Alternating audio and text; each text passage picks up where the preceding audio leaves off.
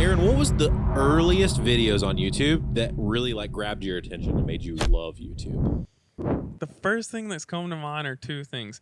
Either Rhett and Link. Okay, which one? Like way before Good Mythical Morning. Like when they were doing the music stuff. Dude, Taco Bell drive-thru. Taco Bell drive-thru is a good one. I'll start with a taco, soft like a cloud. I want mine crunchy. I like to eat loud. And then Red House is the one that I think the local commercials were amazing. At the Red House, where black people and white people buy furniture. The other one is Balloon Shop. So hilariously, me too. Yeah. So the first video that I remember specifically ever watching on YouTube was a Balloon Shop sketch called Hey Ben. Okay. I think I remember that one. That's the one where he says, "Hey Ben, you got that meat?" Hey Ben, what you got there, Ben? Mate. I'm going to have to rewatch that one. I always think more about the dance contest where they're going to win Aerosmith tickets. Let's take a thing and pump it up. He's so passionate when he does it. Look at the passion in those hips. Look at the passion in those eyes.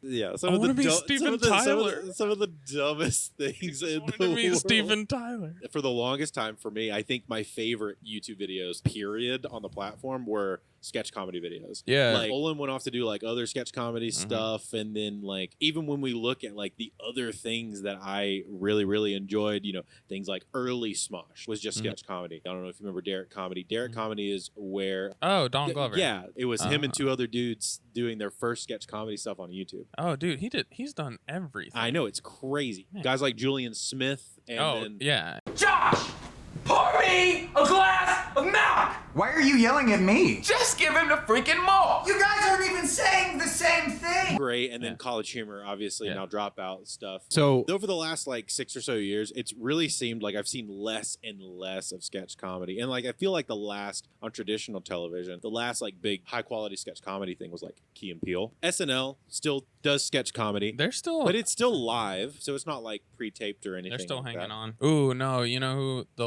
most recent one? What's it called? I Think You Should Leave. Yeah, I Think You Should Leave, dude. I love him. I feel like that's the most recent one that's just gone viral. Yes, so I think that is probably a return to form, which we'll get to in a second. Yeah, really since like Key and Peele from a traditional network perspective, I feel like it's kind of gone away. And even on YouTube, I feel like if you look at, you know, College Humor, they kind of sold their company and they became Dropout. And then Dropout and same for Smosh and like the Try Guys are doing less like sketch comedy. Now they do more improv, which is like kind of interesting that all of them did the exact same trajectory choice. That is weird. So then it got me thinking, why? Like, what happened to sketch comedy? Like, is it gone fully? Like, did it leave YouTube? Did some digging on that. Came down to, no, it's not. But it went to shorts. Oh, yeah. Short form is like the epitome of 2006 YouTube, but on shorts. It's exactly where all of the sketches went. And if you think about it, all of short form is just sketch comedy now.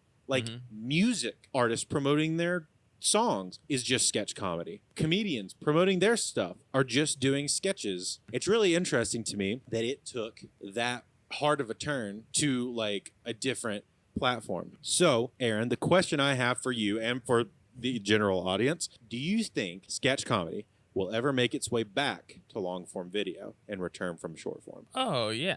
100%. And I think your intuition on the I Think You Should Leave stuff like being really, really popular on Netflix, I think it's kind of telling. Like, I feel like we're just going back. Everything is cyclical. Yeah. Long form talking was dying, and then you had like Joe Rogan resurrect long form, like radio basically in podcast and now form. long form talking head, like just sitting and talking to a camera, is extremely popular on YouTube. So yeah, I could 100%. I think people love that stuff. I think if it's well done, it's its own art, and I'm sure you'll see a rise in like a modern Dave Chappelle on YouTube. Sure. And I agree. I think there's definitely space for what I would call like high quality pre-scripted sketch comedy, which is like a Key and Peele or I Think You Should Leave, those kind of things. But I think what it's probably going to take is some of those older YouTubers dabbling in it again.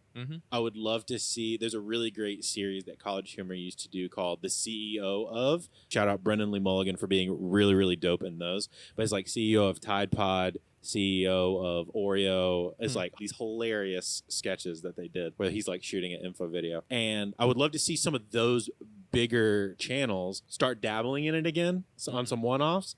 But then, like you said, some new crop kind of showing that it's like good on both ends. And I think that's what it'll take for it to really take hold, like again, in a way that it was before. Oh, it'll be back. It'll be back. It'll be back. And also, if you like these types of videos, the comment reaction videos, the profile videos, check out this one over here. And subscribe. I promise you, it's really cool. Thanks.